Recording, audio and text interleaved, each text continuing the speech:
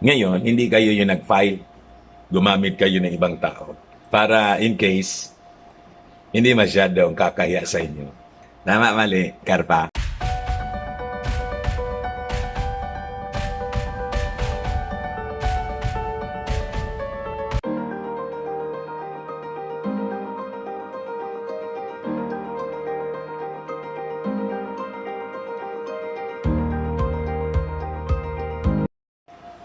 Hello po mga kababayan, hanggang ngayon di pa matunawan si Karpa doon sa hindi daw pagbayad ng buwis ni Bongbong Marcos. Laging ganun yung statement niya, non-payment of taxes.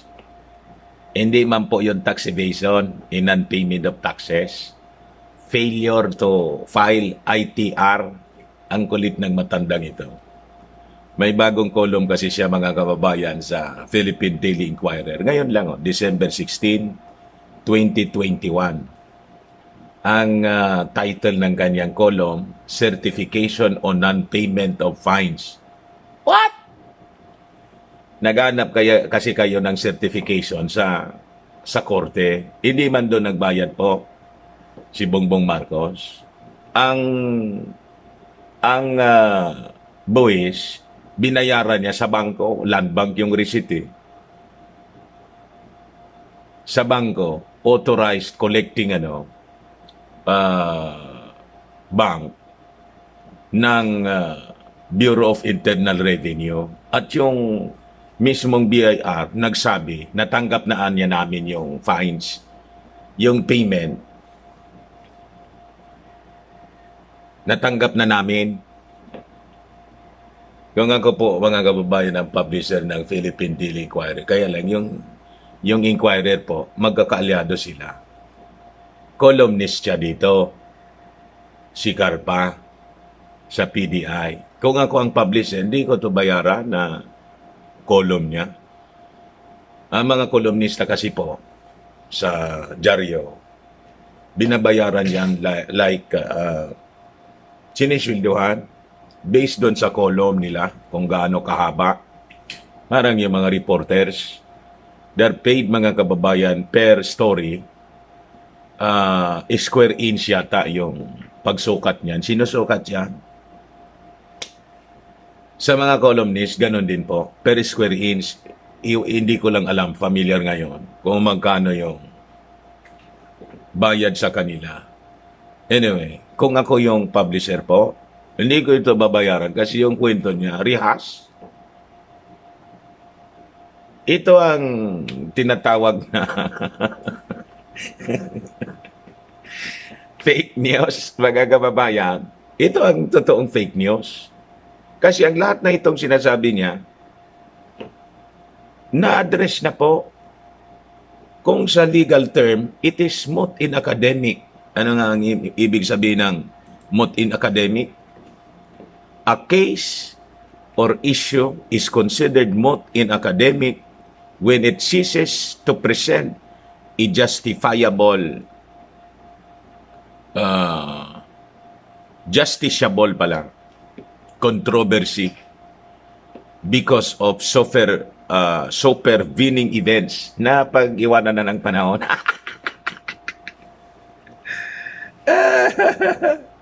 Rendering the adjudication of the case or the resolution of the issue without any practical use or value. Wala na. It is already a trust, mga kababayan. Kasi nasagot na. Na-address na. Di ba? Naipaliwanag na. And it was the BIR itself ang nagsabi, natanggap na niya namin. But anyway, basahin ko sa inyo yung column niya. Sabi dito, Certification on Non-Payment of Fines. The petition to cancel Ferdinand Marcos Jr. Certificate of Candidacy for President is anchored on two grounds, sabi niya, each of which separately constitutes material misrepresentation daw. First is that Marcos Jr. stated under oath in his COC that he was eligible to run for public office when in fact he was not eligible. Sa opinion po ninyo, ang magdidetermine na hindi eligible yung Commission on Election after evaluating the documents presented based doon sa isinabmit niya. Di ba? And your complaints, your group's complaints, kung may base, it is not you for you to determine. Hindi na po kayo husgado. Di ba? While you are a former chief senior chief justice, retired na po kayo. And it's not in the Supreme Court. By the way, it's in the Commission on Election. And it's the COMELEC commissioners that will determine kung eligible siya o hindi. Hindi po kayo. Tama, mali. Ako nga, hindi abogado. Naintindihan natin ito. But of course, naintindihan natin that this is part of your propaganda. Yung grupo ninyo, si Rina, kayo, walang tigil sa si Rina sa Facebook account niya. Kasi hindi kayo matunawan. Kitang-kita kasi ninyo na si Bongbong Marcos will sit as the next president. Kaya at least through your column, kahit mot in academic yung mga contents dito, nasagot na, na-address na, sige lang ang publish ninyo. Tama yung sabi ng company Bongbong Marcos is just a tool for propaganda, black propaganda. Another analyst, ano sasabi? Kasi kung totoong may weight yung kaso, hindi na siya magtutulak ng iba na tao. Siya mismo ang magpa-file. Tama, mali, Karpa?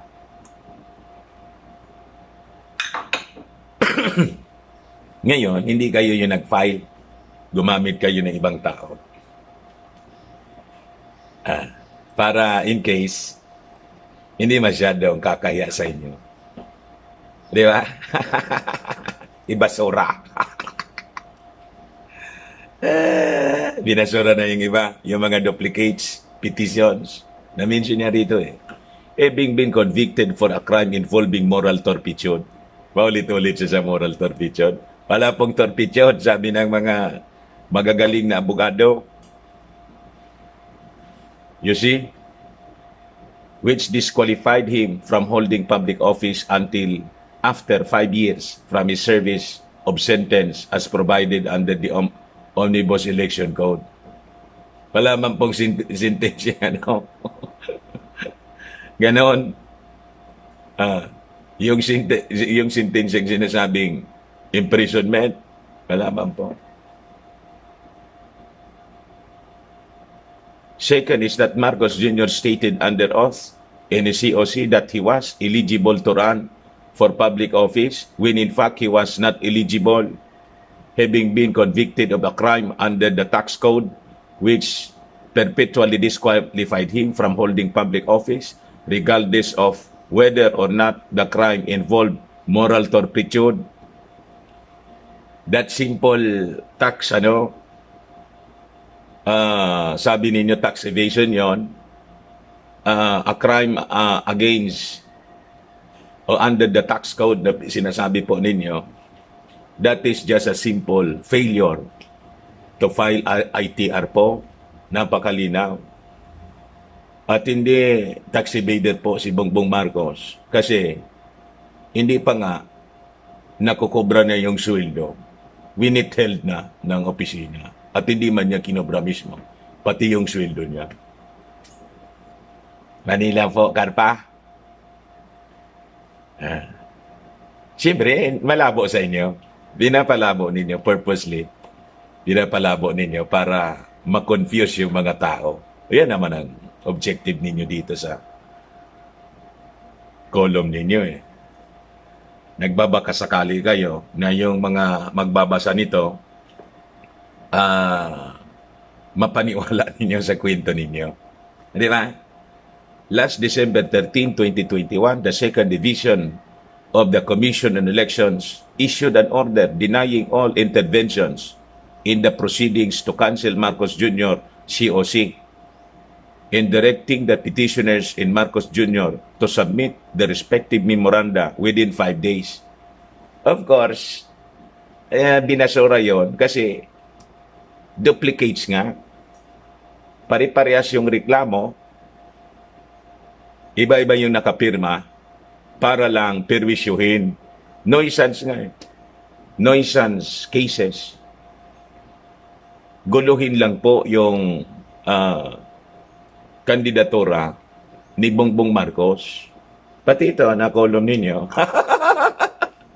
Yan ang intensyon nito. After which period the case is deemed submitted for resolution.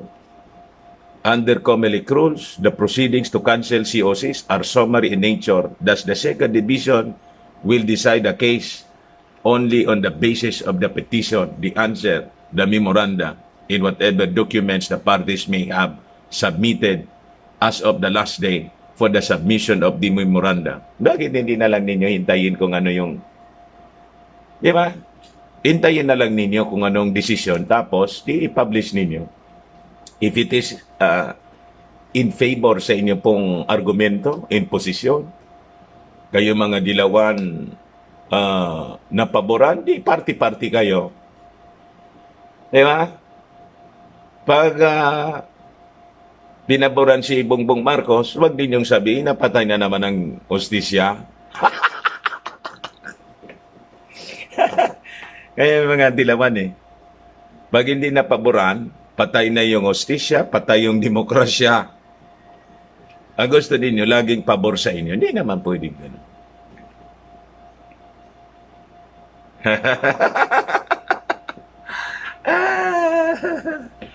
Ayan man lang po ang gusto kong i-update sa inyo. May idagdag lang po ako. Hindi ko maintindihan itong bakit may grupo pa rin, mga kababayan, na posing for Inday, Turan Sararan. Kahapon lang to. Iwan ko kung lalabas ito, mga kababayan, sa tawag dito. Nasaan na yun? May pakanta-kanta pa. Iwan ko kung lalabas siya. Ay. Hindi naka-update yun. Dali lang po mga kababayan.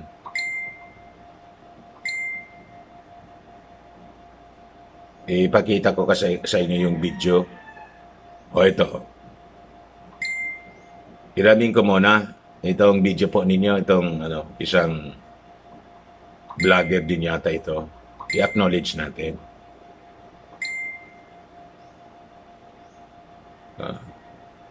Ilan po. May commercial kasi. Lumabas si Lumi. Ito siya.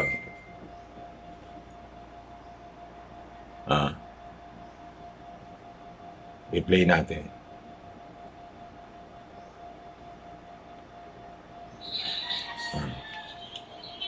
Kumakanta-kanta sila.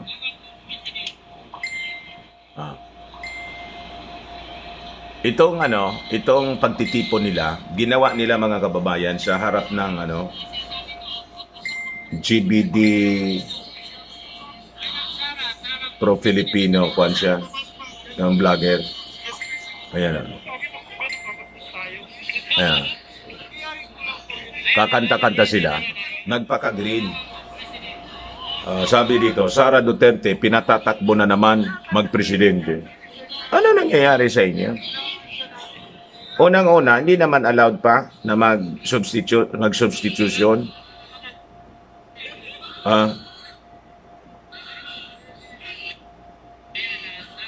At naka-desisyon na, tapos na yung substitution eh. Ano pa?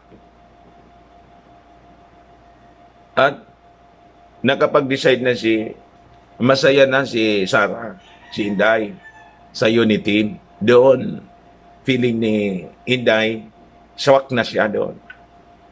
Mananalo siya as Vice President. Ewan ko kung sino nag-finance nito, mga kababayan. Ipaglalaban ko na makapaghanap buhay ka. Biglang lumabas si Lumi po. Ipaglaban daw na magkahanap buhay kayo. Lahat lang laban. Hindi man kailangan na maglaban po. Nasa gobyerno na po kayo. Yung hanap buhay kung gusto ninyong maghanap buhay mga Filipino as Vice President, ginawa na rin sana ninyo ng paraan. Ngayon, tumatakbo kayong Pangulo, sasabihin niya, ipaglaban yung hanap buhay. Ang tanong natin, paano? How will you create jobs? Sige nga, anong gagawin mo? Iparehas yung kuha ninyo dito, yung stand ninyo dito sa pandemonyum, parehas. Di ba? Yung intervention niyo, parehas. Para nga kayong magkapartido na ni, pagdating dito sa, parehas kayo. But anyway, mga kababayan, iyon na nga po yung latest na pangyayari. May grupong nagsasayaw-sayaw doon sa Comelec. Run, Sara, run. Gustong patakbuhin, magpresidente. Ano nangyari sa inyo?